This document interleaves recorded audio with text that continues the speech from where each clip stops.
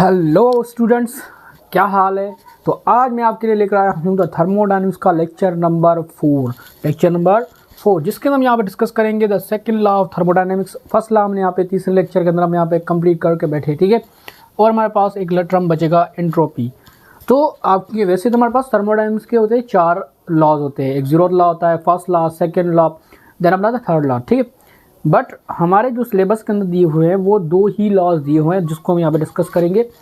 अब जो थर्मोडायनेमिक्स का हमारे पास जो पैटर्न था जो सिन बोर्ड के हिसाब से वो ऐसे था इंटर क्लास के अंदर पहला चैप्टर इसका आता है फर्स्ट लॉ ऑफ थर्मोडायनेमिक्स, जिसको हम यहाँ पे कंप्लीट कर चुके हैं जो शुरू वाले 3 लेक्चर से।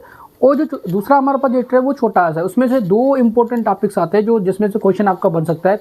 First is second law of thermodynamics, दूसरा हमारे पास क्या है, एंट्रोपी।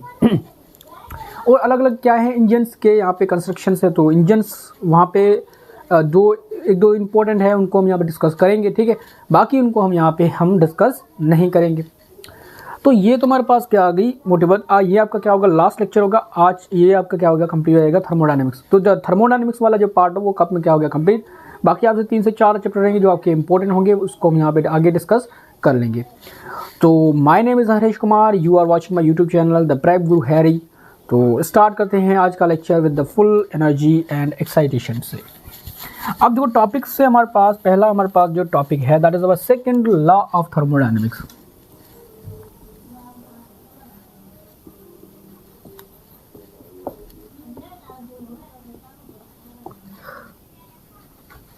थर्मोडायनामिक्स। अब जो सेकंड लॉ ऑफ थर्मोडायनेमिक्स होता है ये हमारे पास कहता क्या है कि इसके हमारे पास 2 स्टेटमेंट है। एक हमारे पास है केल्विन स्टेटमेंट। एक साइंटिस्ट था जिसका नाम था केल्विन, जिसके नाम से हमारे पास जो टेम्परेचर का जो केल्विन है उसको नाम दिया गया है, ठीक है। That is our kelvin scale. अब ये केल्विन स्केल हमारे पास यहाँ पे क्या हो जाएगा, दैट इज इसलिए हमारे पास क्या इट इज, ये जो इसकी स्टेटमेंट पहले लिख लें तो पहले उसके बाद आपको इसका एप्लीकेशन के साथ मैं आपको समझा दूंगा। It is impossible to construct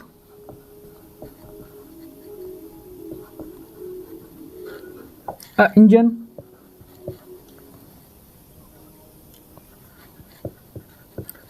without losses of energy।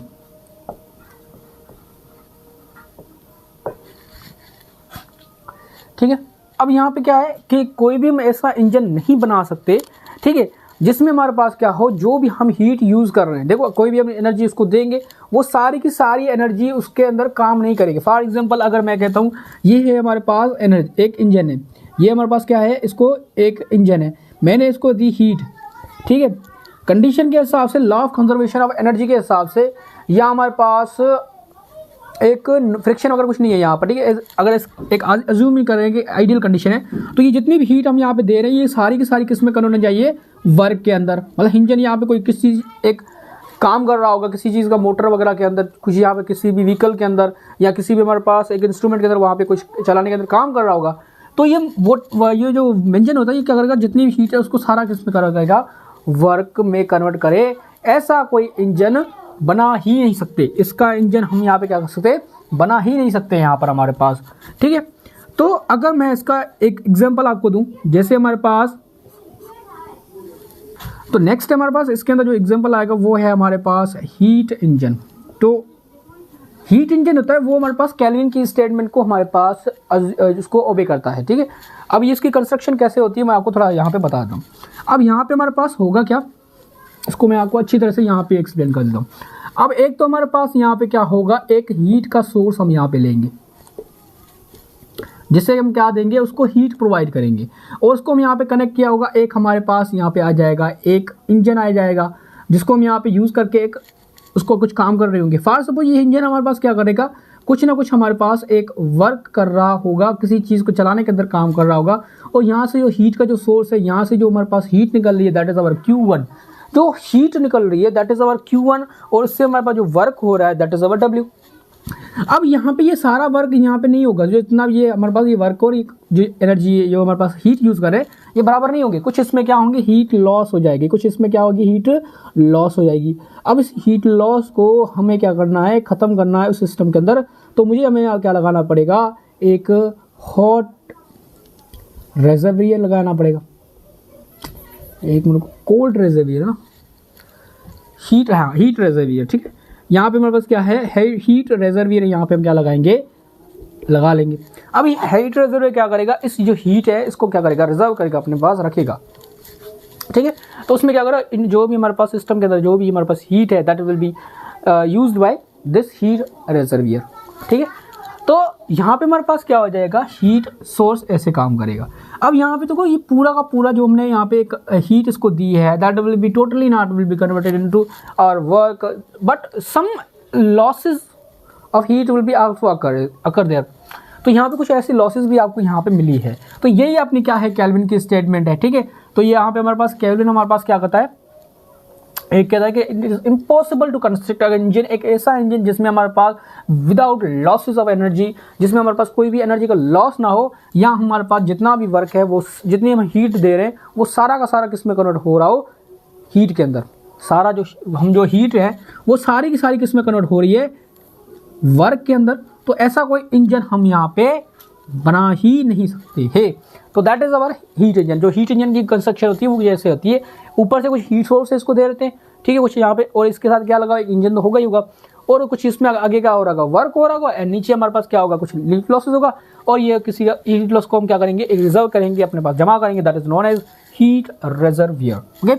अब हमें यहाँ पे क्वेश्चन में अगर आपसे पूछा जाएगा हीट इंजन के बारे में, अगर पूछेगा तो वो इफिशियंसी के बारे में पूछा करेगा, ठीक है। इसकी जो सैम्बल होती है दैट इज ईटा, ठीक है। इफिशियंसी की सैम्बल होती है ईटा। तो ईटा ऑफ हमारे पास that is our heat engine, ये किसके बराबर हो जाएगी हमारे पास, ऊपर हम लिखते हैं आउटपुट, आउटपुट कितना आ रहा है और उसको हम इनपुट कितना दे रहे हैं। मैं उसको आउटपुट इनपुट कितना दे रहा हूँ, उसमें हमारे पास क्या मिल रहा है, आउटपुट कितना मिल रहा है, दैट उसको दोनों को डिवाइड करेंगे तो हमें क्या मिलेगा, एफिशिएंसी मिल जाएगी वो, अगर ठीक है।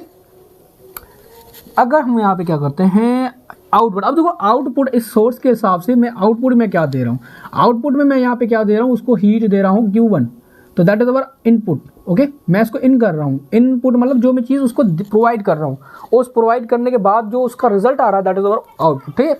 इनपुट में इसको क्या दे रहा हूँ Q1, ठीक है। एक मिनट को इनपुट हमारे पास आ गया Q1, ठीक है, और ये हमारे पास क्या आ गया। अब देखें जो हमारे पास टोटल जो वर्क होगा, ठीक है, W, देखो एक्चुअली में हमारे पास ये हमारे पास आउटपुट नहीं है, that is our not will B output, that will only output is that work, जो हम काम हमारे पास हो रहा है वो हमारे पास आउटपुट होगा। अब वर्क हमारे पास कितना हो रहा है, जितना भी हमारे पास हीट दे रहे हैं उसमें हमारे पास जो लॉस हो रहा है हीट का, ये वाला, उसमें हम माइनस करेंगे तो जो भी हमारे पास हीट बचेगी वो सारा किस में कन्वर्ट हो रहा है, वर्क के अंदर कन्वर्ट हो रहा है। तो आउटपुट हमारे पास क्या आ गया यहाँ पर, Q1 माइनस Q2। आउटपुट हमारे पास क्या है, Q1 माइनस Q2। इनपुट हमारे पास कितना दे रहे हैं, Q1, ठीक है। अब इसको सॉल्व कर लो। अब यहाँ पे ये Q1 लिखा हुआ है, इसको मैं ऐसे भी लिख सकता हूँ Q1 by Q1 minus Q2 by Q2, one time, that is one time. तो ईटा बराबर हमारे पास यहाँ पे क्या आ जाएगा, 1 माइनस Q2 बाई Q1। तो ये इसकी क्या आ जाएगी, वैल्यू एक आ जाएगी, ठीक है। तो ये अगर हमें आपसे एक पूछा जाएगा तो आपने क्या करना है, सिंपल सा ये ही मेमोराइज कर लेना है, ठीक है। पूछेगा, अगर क्वेश्चन अगर पूछ भी लिया तो एफिशिएंसी से ज़्यादा सवाल आते हैं। हीट इंजन्स या इतने इंजन आपको दिए गए इंजन्स में से अगर सवाल आता है वो एफिशिएंसी से आता है, ठीक है। एक हमारे पास है कार्नोट इंजन्स, वो इंपॉर्टेंट है, उसको भी हम यहाँ पे क्या करेंगे, डिस्कस करेंगे। तो केल्विन की जो स्टेटमेंट है उसको जो हमारे पास क्या आएंगे तो उसको यूज़ कर लेंगे। तो विद्धि ये कहाँ पर यूज़ होती है, हमारे पास हीट इंजन के अंदर यूज़ होती है। तो इसको आपने नोट डाउन कर लें, ठीक है। उसके बाद हमारे पास दूसरी इसकी स्टेटमेंट आती है, ठीक है, that is our Celsius statement, उसको भी हम यहाँ पे डिस्कस कर लेते हैं। चलिए मैं इसको आपके ऊपर एक क्वेश्चन भी इसको करा देता हूँ। अगर फॉर सपोज एक हमारे पास हीट इंजन है जिसको अगर हम यहाँ पे Q1 इसका दे रहे हैं दैट इज अवर 100 जूल, मैं उसको 100 जूल की एनर्जी में दे रहा हूँ, ठीक है। और उसको मैं क्या कर रहा हूँ, एक उसकी जो लॉसेज ऑफ जो हमारे पास हो रही दैट इज अवर 20 जूल। तो आप मुझे बता दें इसकी जो एफिशिएंसी होगी that is our how much, efficiency निकाल लें और एफिशिएंसी की परसेंटेज भी निकाल लें, ठीक है, दोनों चीज़ें निकाल लें आप।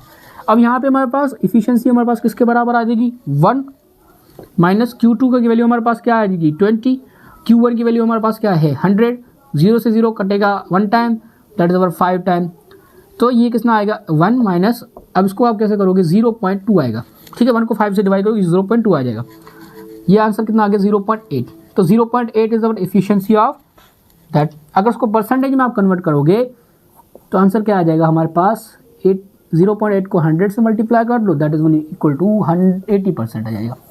तो क्वेश्चन पूछेगा, आपको सिंपल सी कैलकुलेशन करनी है और देन सोल्व हो जाएगा। ओके, इसको नोट डाउन कर ले पूरे को। Very good. तो नेक्स्ट हमारे पास है जो आती है that is our Celsius statement. Celsius statement हमारे पास यहाँ पे क्या कहती है,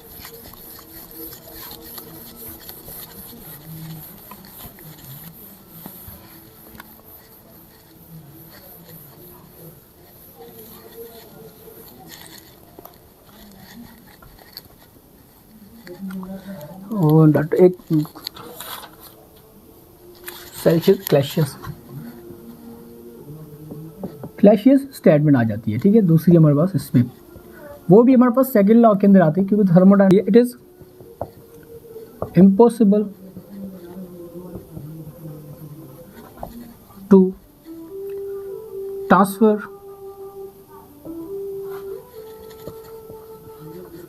हीट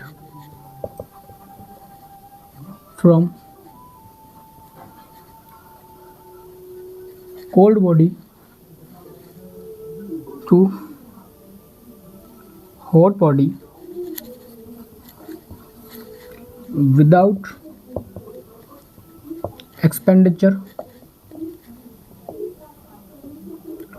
of, अगर मैं क्या कर रहा हूँ दैट इज अवर कोल्ड वाली body, that is our hot वाली बॉडी, मुझे क्या करना अपनी एनर्जी को, ये जो हॉट की जो एनर्जी है हीट है वो मुझे हॉट के अंदर डालनी है, ठीक है।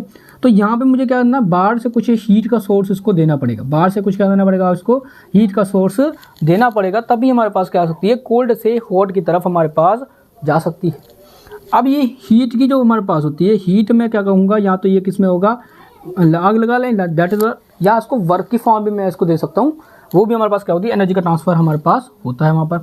अब ये जो एग्जांपल आता है यहाँ पे जो इसको कंस्ट्रक्ट की गई है कोई भी मशीन, दैट इज हमारा रेफ्रिजरेटर, घरों के अंदर यूज़ होने वाला जो हमारे पास रेफ्रिजरेटर होता है, वो कुछ इस प्रिंसिपल के ऊपर काम करता है हमारे पास। वो कैसे करता है वो यहाँ पे आपको मैं समझा देता हूँ। अब यहाँ पे हमारे पास होगा क्या, ऊपर मैंने यहाँ पे लगा लिया है एक हॉट रिजर्वियर, यहाँ पे हमारे पास जो हीट होगी वो यहाँ पे रिजर्व होगी, रिजर्वियर स्पेलिंग देख लेना अभी, ठीक है। अब यहाँ पे मैंने क्या लगा हुआ है, दैट इज हमारा रेफ्रिजरेटर,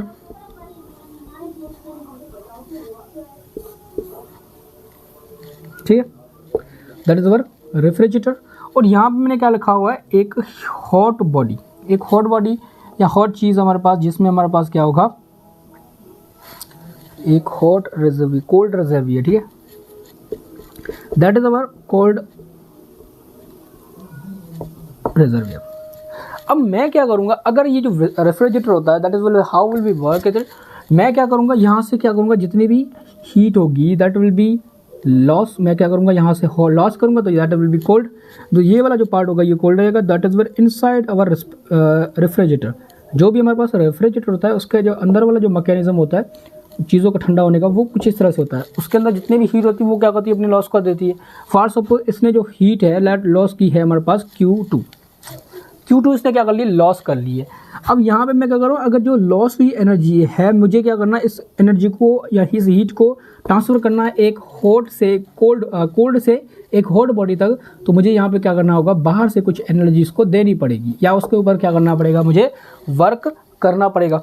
अब ये वर्क किसकी फॉर्म में होता है, इलेक्ट्रिक फॉर्म के अंदर होता है, ठीक है। तो यहाँ पे हमारे पास क्या हो जाएगा, ये है हमारे पास एनर्जी इसमें आई, मुझे इसकी एनर्जी किसमें ट्रांसफर नहीं है, अब यहाँ पे रेफ्रिजरेटर से इस हॉट रिजर्वियर के अंदर करनी है।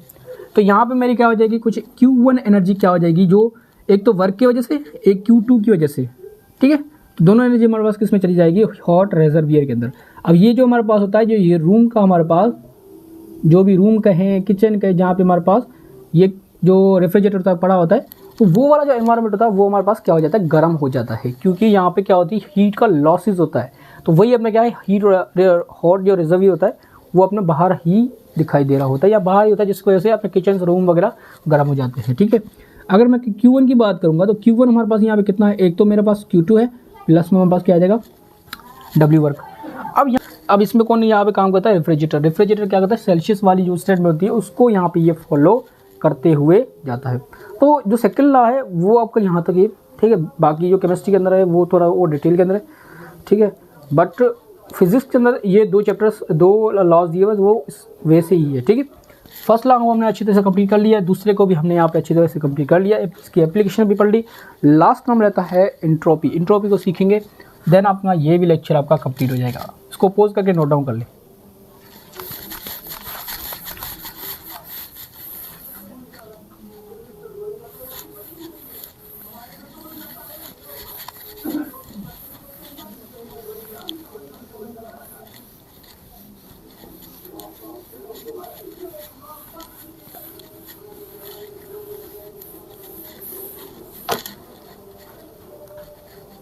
नेक्स्ट इज अवर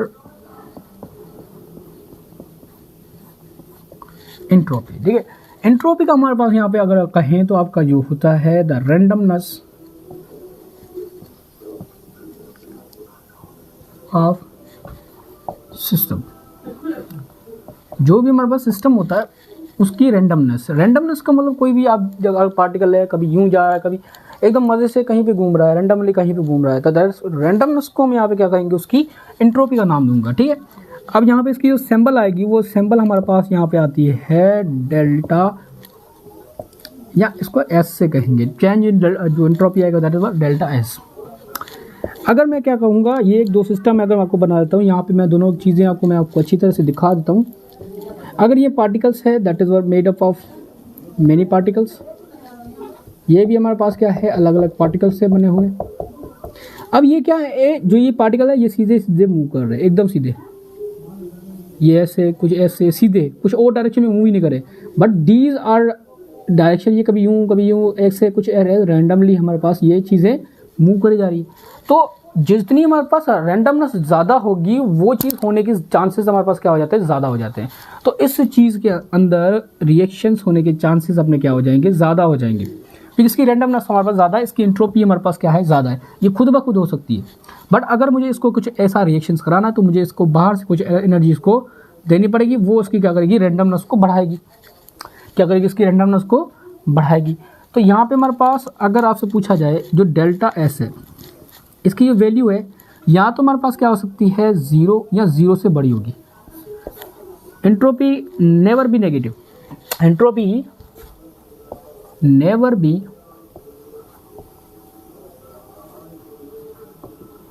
नेगेटिव, कभी भी वो नेगेटिव नहीं हो सकती। अब देखो नेगेटिव का कॉन्सेप्ट यहाँ पे थोड़ा अगर मैं आपको समझा दूँ, अगर मैं कहूँ यहाँ पे है delta S is equal to 0, मतलब कोई भी रैंडमनेस है ही नहीं, सारा कुछ डिसिप्लिन्ड। अगर डिसिप्लिन हो गया, अब जिस उसकी डिसिप्लिन आ गई है, ठीक है, अगर सेचुरेशन है, अब उसको कितना और डिसिप्लिन लाओगे। अगर नेगेटिव को होने का वाला और ही रैंडमनेस कम कर रहे हो, इट मीन्स और ही डिसिप्लिन उसके अंदर ला रहे हो। यहाँ पे हमारे पास क्या है, डेल्टा 0 हो सकता है, इससे हमारे पास कभी भी इस वैल्यू अपनी नेगेटिव नहीं हो सकती, इससे छोटी नहीं हो सकती, इससे बड़ी हो सकती है। ठीक है, तो अगर हमारे पास ये चीज़ अगर डेल्टा एस है तो डेल्टा एस के ऊपर हमारे पास जो रिएक्शंस होंगे, ये हमारे पास चीज़ होती है आइडियल कंडीशन के ऊपर।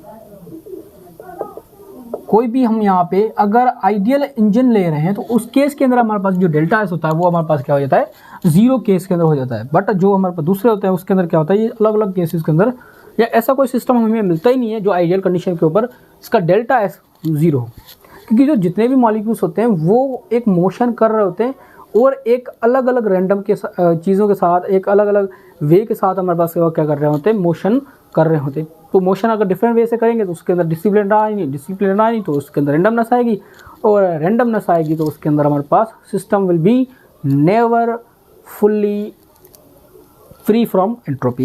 एंट्रोपी उसके अंदर लाजमी होगी। ठीक है, तो ये हमारे पास किस चीज़ का कॉन्सेप्ट आ गया, एंट्रोपी। अब जो डेल्टा एस है उसका जो इफेक्ट होता है वो किसके ऊपर पड़ता है, टेम्परेचर के ऊपर पड़ता है, या इसके ऊपर किसके ऊपर पड़ता है, हीट के ऊपर पड़ता है इसका इफेक्ट। अब जितना हमारे पास अगर मैं क्या करूँगा, डेल्टा एस को बढ़ाऊंगा, एंट्रोपी को बढ़ाऊंगा, तो उसमें हमारे पास क्या होगा, डिग्रेडेशन ऑफ एनर्जी। तो उसमें जो एनर्जी होगी वो उस सिस्टम की कम होती जाएगी, ठीक है। जो डेल्टा एस है, फॉर सपोज आपने केमिस्ट्री के अंदर पढ़ा होगा एक्सोथर्मिक एंडोथर्मिक रिएक्शंस, ठीक है। तो जो एंडोथर्मिक एंड एक्सोथर्मिक रिएक्शन तो वो उनकी जो कंडीशंस के ऊपर होती है, वहाँ पे जो इसकी डेल्टा एस अगर हम बढ़ाते हैं, उसकी रैंडमनेस को बढ़ाते हैं, तो वहाँ पे क्या होता है, जो अब देखिए जो डेल्टा एस है अगर उसको हम बढ़ाएंगे तो वहाँ पे क्या होगा, डिग्रेडेशन ऑफ एनर्जी आपका ज़्यादा होता जाएगा। डिग्रेडेशन ऑफ एनर्जी का जो एनर्जी का लॉस अगर मैं क्या करूँगा, ये सिस्टम है तो यहाँ पे अगर मैं इसकी एंट्रोपी अगर बढ़ती है, पहले स्लो चल रहे, अब ये रैंडमली ज़्यादा ही मूव करेंगे, ये ज़्यादा रैंडमली मूव करेंगे तो ये क्या करेंगे, कोलिजन्स करेंगे। अब कोलिजन्स करेंगे तो वहाँ पे क्या होगा, हीट का लॉस यहाँ पे होगा, यहाँ पे क्या होगा, सिंपल सा हीट का लॉस होगा। तो जैसे हमारे पास डेल्टा एस बढ़ेगा, डिग्रेडेशन ऑफ एनर्जी यहाँ पे होने लगेगा, ठीक है। और यहाँ पे हमारे पास क्या हो जाएगा, और ये जो सिस्टम होता है, कोई भी अगर सिस्टम की अगर हम यहाँ पे बात करते हैं तो वो क्या करता है, लेस ऑर्डर रहना पसंद करता है। लेस ऑर्डर के अंदर वो जितना हमारे पास रहना पसंद करता है, इट मीन्स उनके पास वो एंट्रोपी के अंदर रहना पसंद करता है, एंट्रोपी उसके अंदर लाजमी होनी चाहिए, ठीक है। वैसे नहीं कि अगर फॉर सपोज एक मॉलिक्यूल है तो आपको भाई सीधा जाना तो सीधे ही जाए, वो अपनी रूट चेंज कर सकता है, सीधा जा सकता है, इधर जा सकता है, ऊपर जा सकता है, कहीं भी जा सकता है, क्योंकि वो लेस ऑर्डर रहना चाहता है। जितना हमारे पास लेस ऑर्डर अगर वो चीज़ खुद ब खुद हो सकती है, ठीक है, खुद ब खुद हो सकती है। तो ये हमारे पास क्या आ गई, कुछ इन बातें आ गई जो एंट्रोपी के बारे में द मोस्ट इम्पोर्टेंट है। तो आज मैंने आज उसको कंप्लीट करा दिया, ठीक है, थर्मोडायनामिक्स का। इसमें कुछ अगर क्वेश्चंस आगे आएंगे तो आप क्या करेंगे, थोड़े इंजन्स आप उसकी जो इफिशियंसीज है उसको याद कर ले, ठीक है। इफिशियंसी से सवाल आता है तो कार्नोट इंजन्स की इफिशियंसी, ठीक है, उसको आप याद कर ले। और कोई आई थिंक नहीं है, कार्नोट को याद कर लो, बाकी सारी ठीक है उसको हो जाएगी। तो कार्नोट की एफिशिएंसी याद कर लेना, बाकी सारे टॉपिक्स आपके जो समझने वाले थे जिसमें आपका माइंड लगेगा वो मैंने सारे आपको करवा दिए, ठीक है। तो आई होप आपको लेक्चर आपको समझ में आया होगा। तो अगर लेक्चर आपको समझ में आ रहे हैं दैट इज सब्सक्राइब करो, शेयर करो, कमेंट करो, लाइक करो, ठीक है। अगर नहीं भी आ रहे हैं तो भी कमेंट करो, डिसलाइक करो, अनसब्सक्राइब कर लो, बट करो। तो ऑल द वेरी बेस्ट, पढ़ते रहें एंड एंजॉय करते रहें, ओके।